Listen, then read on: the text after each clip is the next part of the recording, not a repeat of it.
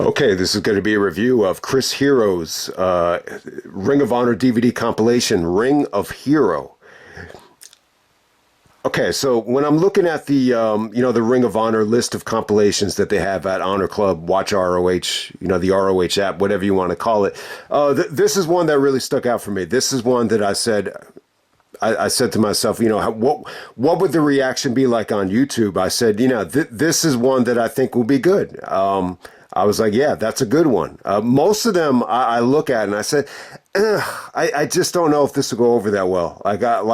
Even some of the great wrestlers, I'm like, a lot of this stuff is kind of well documented, and you almost feel like they get the respect that they deserve. But with Hero, it's a little bit weird. I feel like we miss him. I mean, I definitely miss him. I feel like this is what the industry is lacking right now. Someone with the versatility and someone that's decorated with a lot of different styles. I mean, he's wrestled all over the world, from Germany to Pro Wrestling Noah in Japan to, the indies of the indies in the United States. So I just feel like nobody really has the, resume that Chris Hero has in terms of traveling the world. I mean, this is what he loves to do. And, obviously the stuff with WWE didn't work out, for whatever the reason, but definitely, it almost feels like Hero is dead because, you just don't get to see him a lot. I don't know what he's doing now. I think, he's involved in, some of the stuff that he does with High Spots in terms of podcasts and, maybe in AEW, he's got some experience as an agent there, but would love to see him back on TV in some form or fashion, even if it's not a wrestler. You love to hear him on commentary. I know True Slayer said in the past, like, he wasn't a big fan of Hero on commentary, but if you could find something for him to do, maybe with Claudio as a manager, or, have him do something behind the scenes, which I'm sure he's somewhat doing in some form or fashion, it'd be great to see him, because I do feel like he's one of the greatest of all time. I feel like Hero has the kind of mic skills and in-ring ability to main event WrestleMania.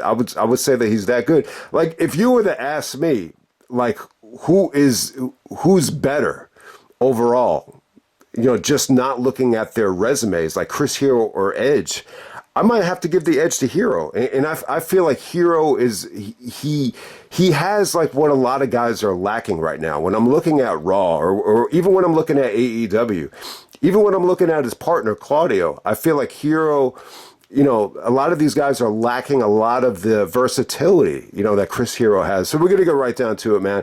Unlike the Kenny Omega set, I was very happy with this. I think this really captured, Hero's career quite well in Ring of Honor. So I know this is going to be a challenging review, but I'm up to the challenge. So let's get right down to it. We got Chris Hero taking on Bryan Danielson. This is Hell Freezes Over, going all the way back to January 2006. It's a huge match for Hero. He's representing CZW, and him and Danielson have a great match here. Danielson really, worked well with Hero here. I mean, this did not feel like a squash. It didn't feel like filler. This really felt like the Ring of Honor title was in serious jeopardy. So it's definitely a good. It's not the best Hero Danielson match. I mean, they obviously, if you've been paying attention, they've had classics in Ring of Honor and other promotions that have topped this, but it's a good experience for Hero. It really, really is. And, what kind of hit me over the head watching the match back is, a lot of Hero going to CZW and starting this war, had to do with rejection.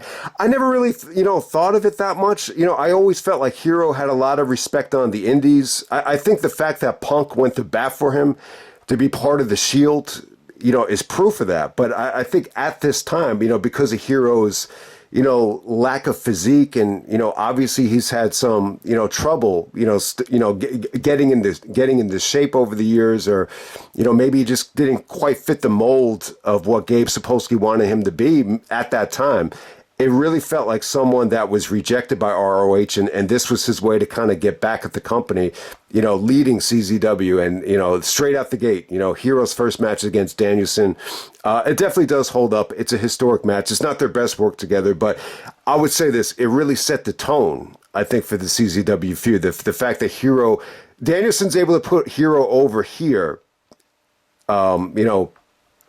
by actually going over Hero. Like Hero does not win, but he looks so good here, and the title's in jeopardy that it actually did a great job of putting over Hero. I think this is an example of, you could put the guy over and still actually win the match, and this might be the ideal example of that. So, so there we go with that. That's the first match on the set.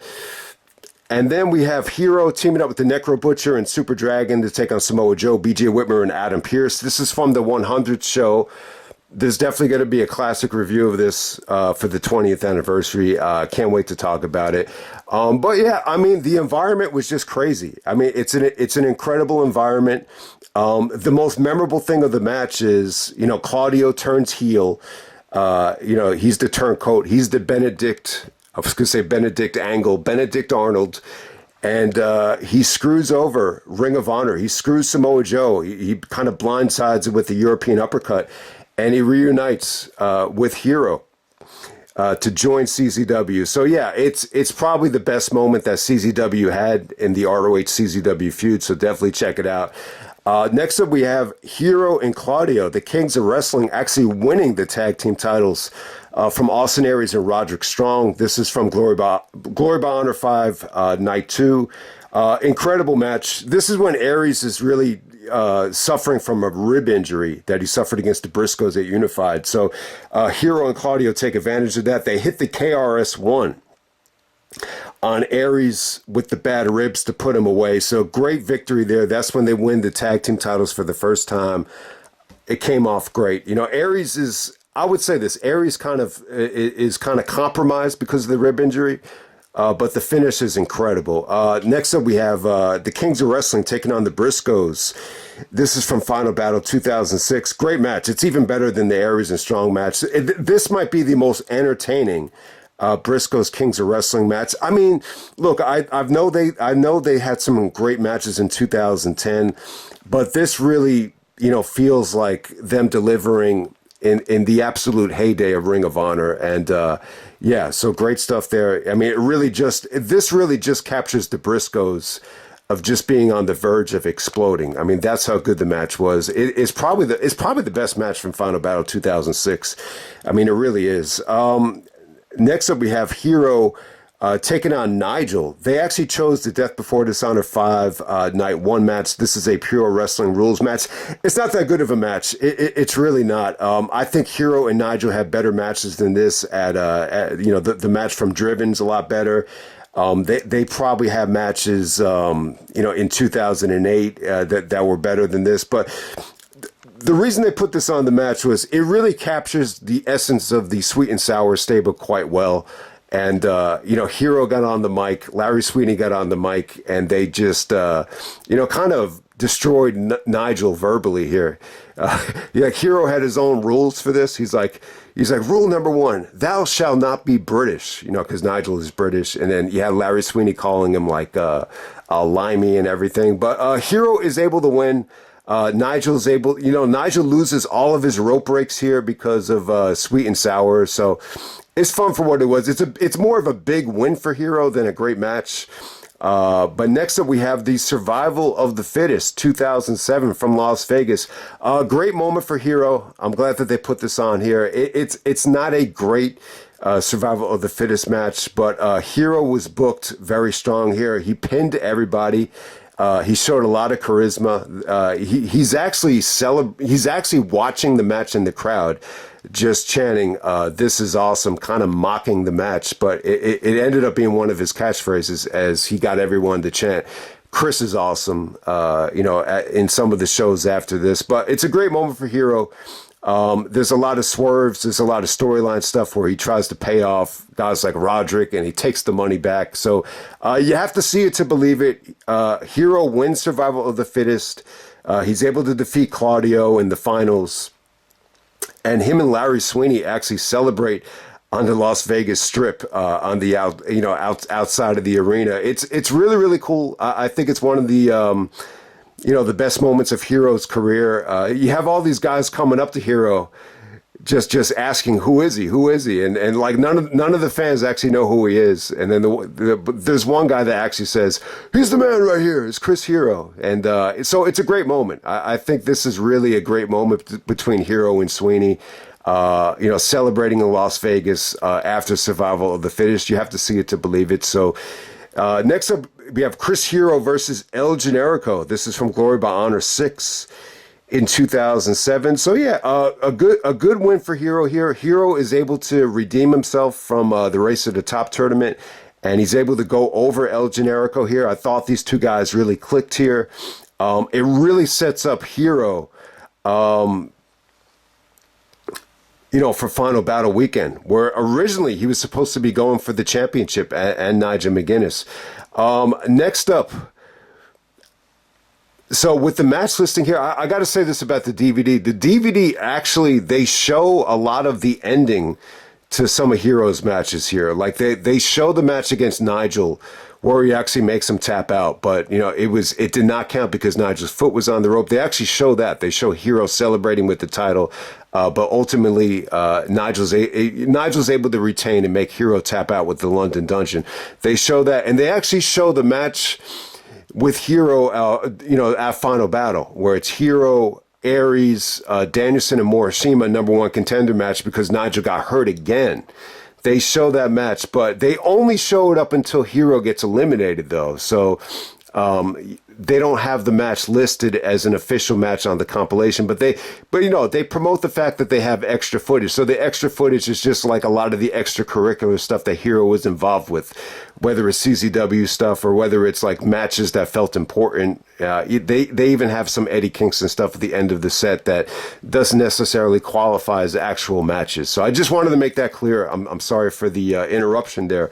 But that all leads to Hero versus Nigel. This is from Breakout, a steel cage match, which, was pretty damn good. I think there's a lot of drama here. Bobby Dempsey actually ends up costing Hero the match by shutting the steel cage, door on him, which did not come off great. But I got to say, a lot of drama here. This is an example of a cage match where I felt like they were really limited here in terms of the spacing. It feels like a small cage, but they did a lot of great stuff in the cage. There's some great submission work that Nigel and Hero did on the chair.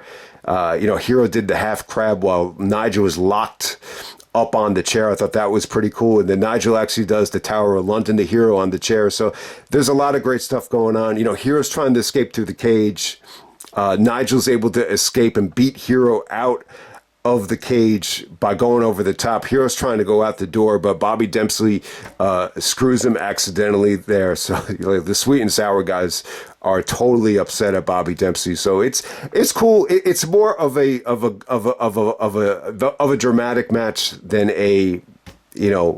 something you need to really see. So there we go with that. I wouldn't say it was the best Hero and Nigel match, but it was cool with the stipulation, I gotta say. Next up, we have Chris Hero taking on Roderick Strong. This is from the Battle of Supremacy. Good match right here. Battle for Supremacy. This show took a lot of shit. You have Adam Pearce in the main event, but Hero and Roderick actually steal the show. If you remember at this time, Roderick rejected the offer to go to Sweet and Sour. So Hero actually, upstages Roderick Strong. It's a stiff match. It might have been like the stiffest match on this set. So there we go with that. And next up, you have Hero teaming up with his Sweet and Sour stablemate, Go Shiozaki, who Larry Sweeney was able to recruit from Pro Wrestling Noah to take on Roderick Strong and Naomichi Marufuji. This is actually from New Horizons 2008, the pay-per-view. Good tag match right here. Good tag match. Roderick gets his revenge. Marufuji was over as hell, but just solid stuff there. I gotta say, just a lot of different elements here. In terms of a Pro Wrestling Noah strong style. I think the match holds up well. And they actually put on the Chris Hero Jerry Lynn match from Never Say Die, which was great stuff. I think it held up quite well. Hero, busted his ass. I mean, the fans are really pulling for Hero here. But Jerry Lynn, never says die, and is able to retain the title there. So awesome stuff. It's one of the best matches I think Hero had ever had in Ring of Honor. I mean, it really is. And it really is probably the highlight of Jerry Lynn's reign, even though it was very, very scrutinized and criticized. Next up, we have Chris Hero taking on Lance Storm. This is from Death Before Dishonor 7 in Canada, in Toronto. They actually do get the main event. I mean, it was pretty good. I think, when I look back on this match, I think some people thought it was a little bit, slow. I think it might have been a little bit boring in some parts for some people, but I think at the end of the day, it's a huge win for Hero. It's really like the last hurrah for Lance Storm. I mean, he's a little bit old at this point. He's pretty much bald. He lost all his hair, but at the same time, I think Storm definitely had some great moments here. Whether it's transitions into the one-legged half crab, or whether it's backslides, but at the end of the day, Hero just looked a little bit more. In his prime, a little bit taller, a little bit more athletic, a little bit quicker to the punch, and he's able to put Lance Storm away with a series of roaring elbows. So there we go with that. Next up, we have Hero taking on Kenta. This is from HDNet. Incredible match right here. I mean, great stuff. I mean, when you watch this match, it almost changes your perception of the HDNet tapings. A lot of them were just kind of lifeless, but this was incredible. I mean, the fans are, chanting, "This is awesome." They're chanting, "Match of the night," whatever the case may be. But it's great. It captures, the best part of the HDNet tapings, which gave you a lot of great stuff in the summer of 2009. A lot of great main events. This is during the run of Kenta, being the MVP. I mean, MVP not of Ring of Honor, but he was the MVP, I think, of professional wrestling in 2009, and it definitely captures that quite well. Him and Hero had a very stiff match. I mean, they killed the shit out of each other. The consecutive Yakuzas from Kenta, and then Hero no-sells a Yakuza and is able to hit his own onto Kenta on the turnbuckle. That's the highlight of the match for me. And there's even the interference from Sour Del Rey and Shane Hagedorn, and this version of Sweet and Sour without Larry Sweeney actually worked. I mean, there's interference where Hero's able to hit the rolling elbow and Kenta's able to kick out of it. And, the fans just lost their shit on that. But Eddie Kingston comes to the rescue, and Kenta gets the win with the go to sleep. It's one of the best HDNet matches. It's really good stuff. It's a shame that we never got to see more of Hero and Kenta. This might be the only match that they had in terms of one-on-one matches. And then we have Hero taking on the American Dragon, Bryan Danielson. This is from the Final Countdown tour. So yeah, it's funny. It's a great match. It's actually not the best match Hero and Danielson had that month. This is coming off of the, maybe the best match in PWG history at Gear Sans Frontiers, which is where Danielson actually won the PWG title, even though he's on his way out to WWE, which I think was the right decision looking back on it. But this is not about the PWG match. This is about the Ring of Honor match. The match is good, man. I mean, Hero really, I think this is really the death of the Chris Hero from 2006, where he had like this CZW stench about him, and he's really not that great of an athlete. Like the ring attire is kind of designed to cover up the lack of physique. This is Hero just coming out and saying, the Chris Hero from 2006 is dead. This is the Chris Hero from 2009, where he's a great athlete. He's doing MMA training, boxing training. He's doing more cardio. And he's able to defeat Danielson here. Him and Danielson have a great match. I mean, it's really, really good stuff. I thought, Danielson really emptied the tank and, just gave us, 4, quality main events in his Final Countdown tour right here. But, Hero goes over. Originally Danielson was probably going to lose every single match here. I think he was going to put over everybody. But since Nigel was on the way out too, he ended up, getting the big win over Nigel in New York City. But it's a huge win for Hero. Hero's able to put Danielson away in Dayton, which, I think Dayton is probably, out of any place in the States, I think the Dayton area is where Hero is synonymous with. I actually think I think he's from Ohio, if I'm not mistaken. But it could be. It's tough to even tell because Hero, he's so decorated in terms of just being all over the world. But I would say I think Nigel and Hero, at least in the States, I would say that their home territory is actually the Ohio area or the Dayton area. Next up, we have Chris Hero taking on Kenny Omega from HDNet, which was really good. This is definitely one of their. They had a couple matches on HDNet. Omega is able to get the win here over Hero, but yeah, I gotta say I was pleasantly surprised. I gotta say this though, at this time, Hero looked so good here that you could actually argue that Hero was a better worker than Omega at this time, which sounds crazy. To say that now, but at that time, I would actually give Hero the nod. I think he looked so athletic here that he actually looked like he was quicker than Kenny Omega at this time. Omega still looked great though. I think it was a good match. Great stuff between these two guys, and it sets up the big Eddie Kingston match at Final Battle 2009.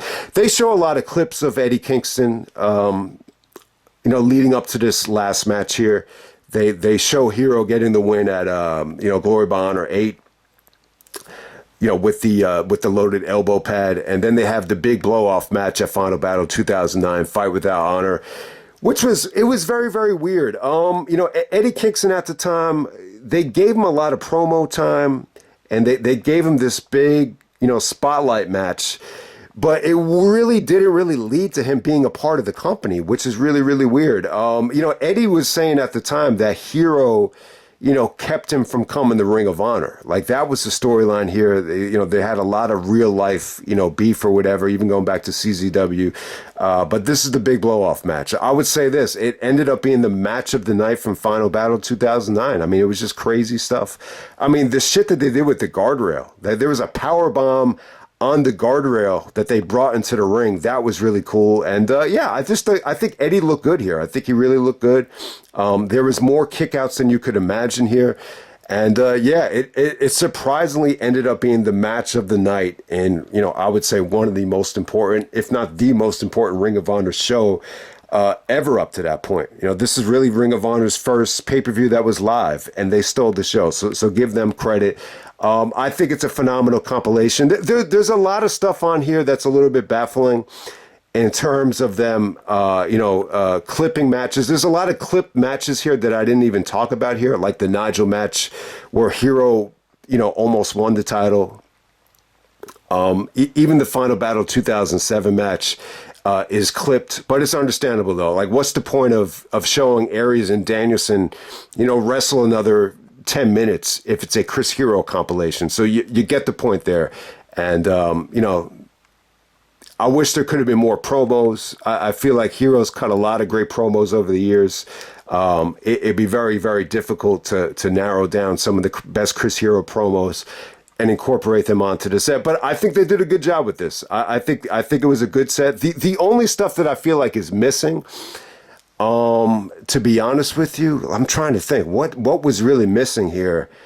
There's a match against Tyler Black, for the Ring of Honor World Title. I think that happened at Bitter Friends, Stiffer Enemies 2. I think that could have been on here.